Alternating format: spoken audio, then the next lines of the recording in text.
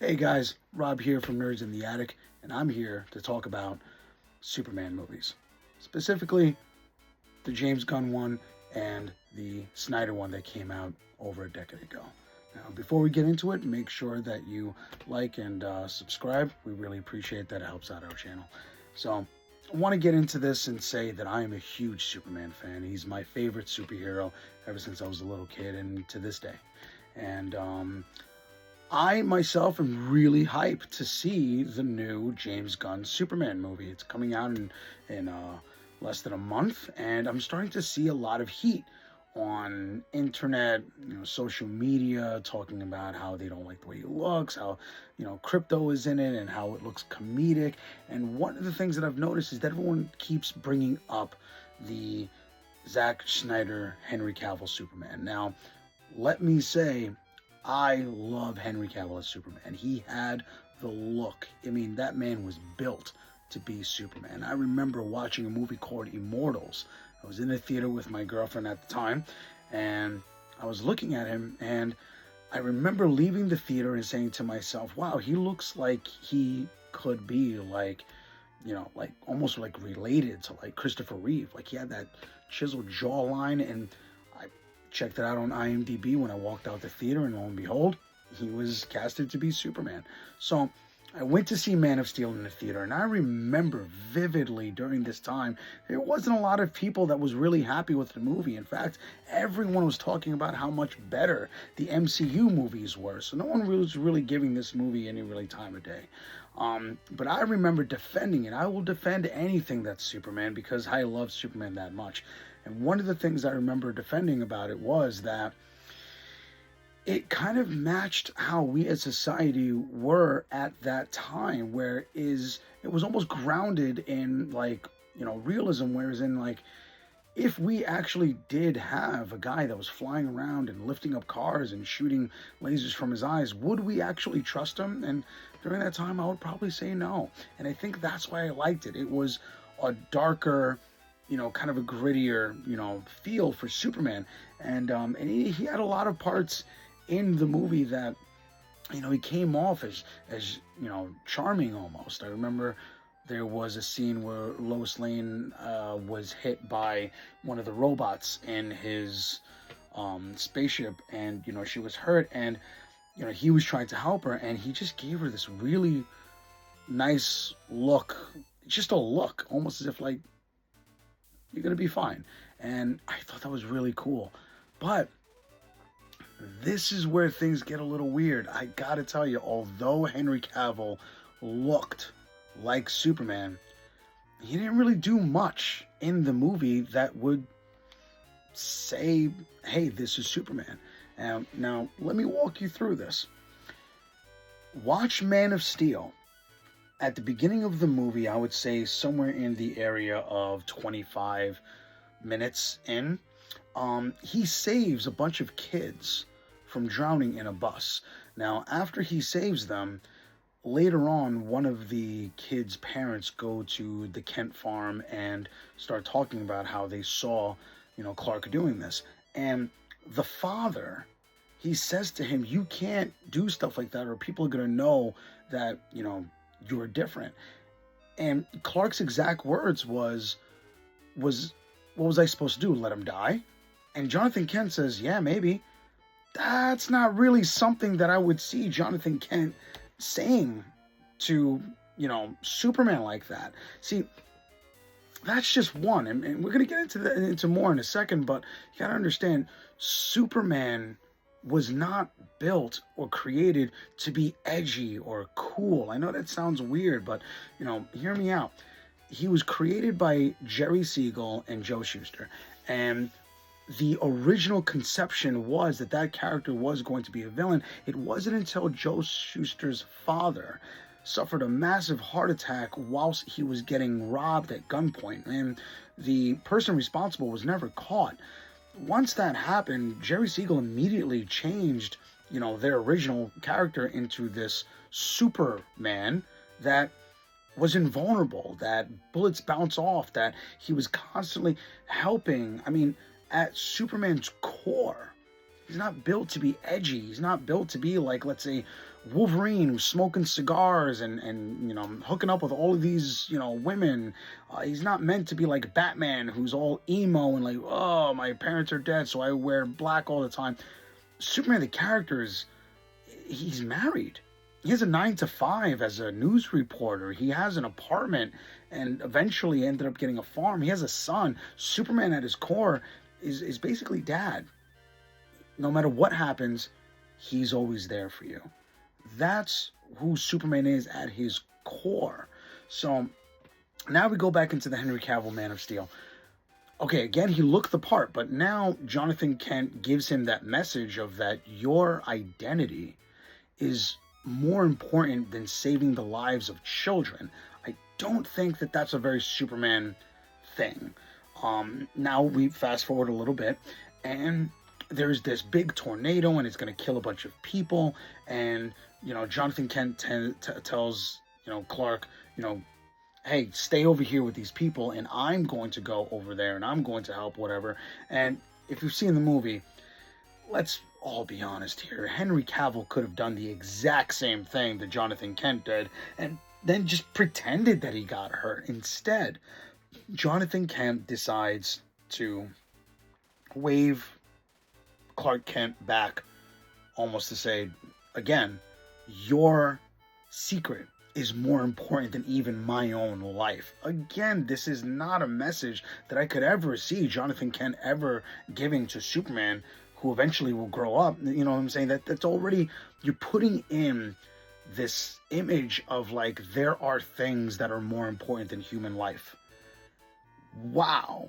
That's not really a Superman message.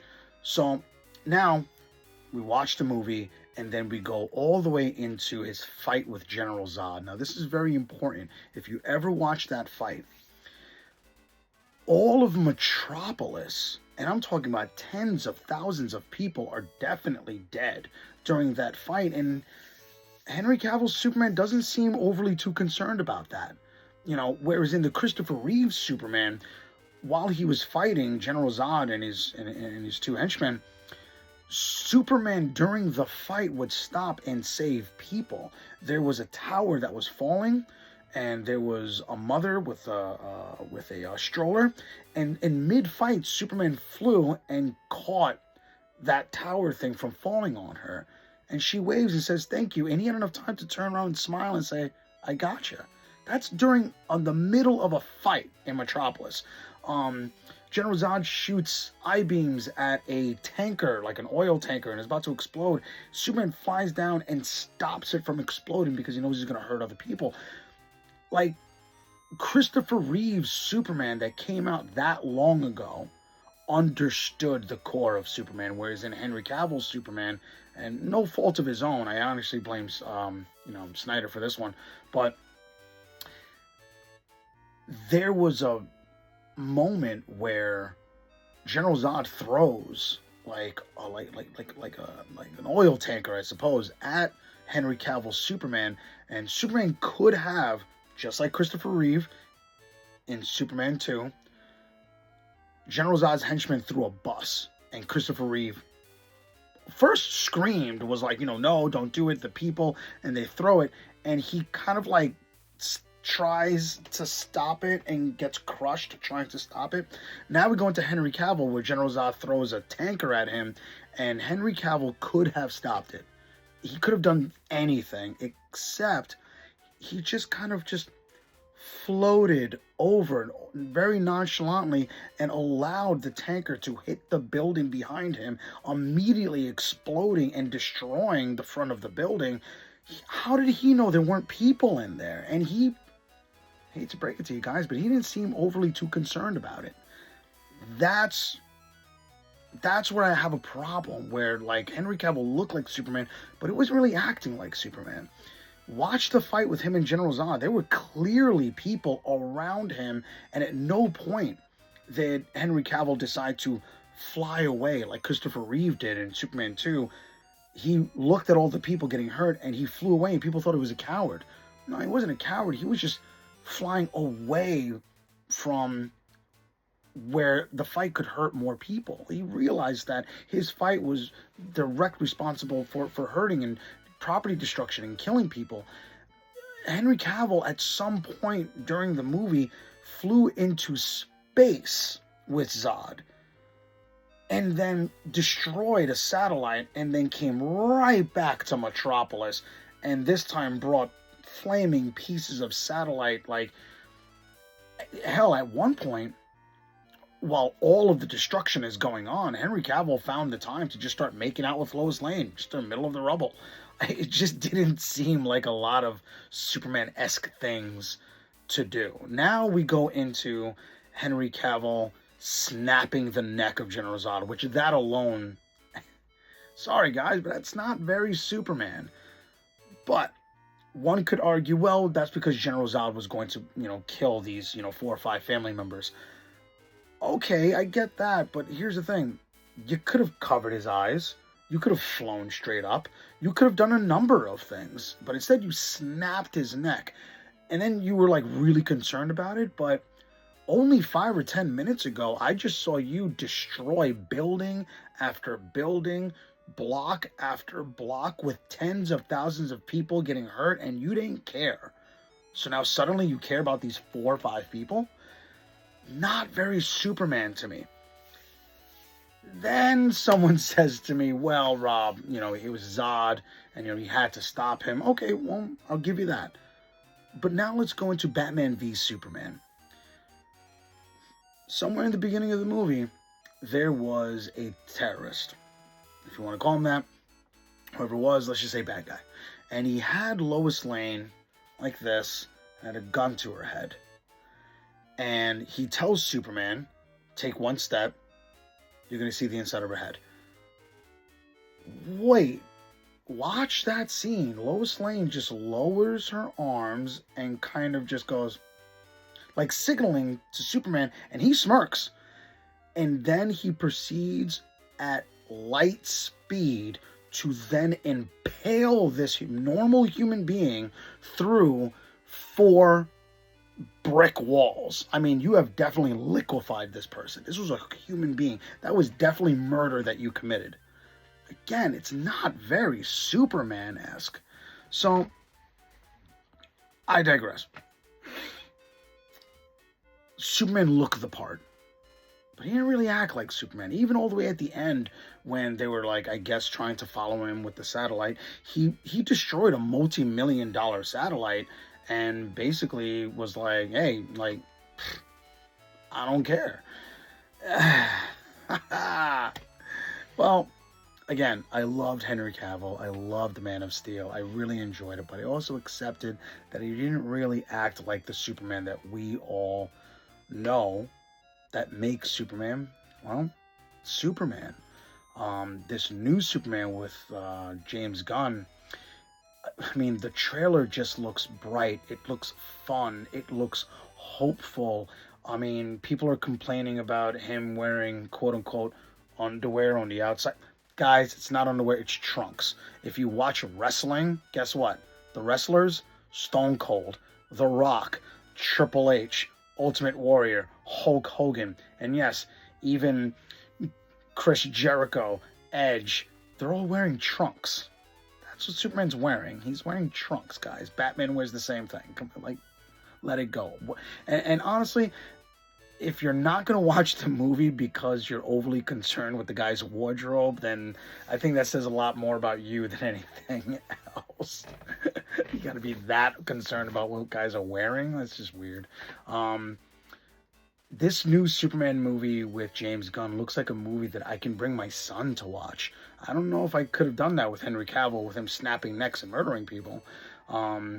You've got Guy Gardner with his original haircut. You've got Hawkgirl. You've got Krypto the Superdog. Just take my money. I mean, if there's anything that James Gunn has done, it's as he's consistently given us good movies, and he has consistently listened to the fans. Let's go down the list, guys. Guardians of the Galaxy. I don't think anyone can watch those and say that they're bad movies. And if they are bad movies, then to you, then that means you're just not into those movies. Suicide Squad, the second one, not the first one. he took, and I gotta be honest with you, it was incredibly enjoyable. I mean, you made Polka Dot Man a household name. What? I remember people telling me like, "Oh, I didn't watch it." Or no, I didn't like watching it because at the end they fought a gigantic, starfish. You mean Starro the Conqueror? He's straight out of the comics. The very first villain the Justice League collectively fought. Like, James Gunn knows what he's doing. Then there's Peacemaker. The new season coming out very soon. But that first season of Peacemaker was just, whoa. I really enjoyed it. James Gunn has consistently given us, good stuff. Why would we not trust him with, something that already just in a trailer just screams, this is for the fans. So with that said, I really hope that this gave you guys some insight of, like what makes a Superman movie good, what makes it bad, what makes it, whatever. But I hope this really does give you some perspective that James Gunn's Superman seems like it's much more Superman than the Superman fans really want. I know that the Snyder bots out there are like dying for that movie that came out over a decade ago. But I feel that there's a big difference between Superman fans and Henry Cavill fans. You can be a Henry Cavill fan. You know what? If they announced tomorrow that they were going to make an Injustice, Superman led by Zack Snyder, then hell yeah, get Henry Cavill back in there. He would be an amazing Injustice Superman. I'm just throwing that out there. But for this one, guys, gotta give James Gunn a shot. It looks like this is going to be awesome. I'm excited to see it. I hope all you guys are too. So, with that said, guys, keep on collecting. I'll see you at the movies. Thanks for stopping by.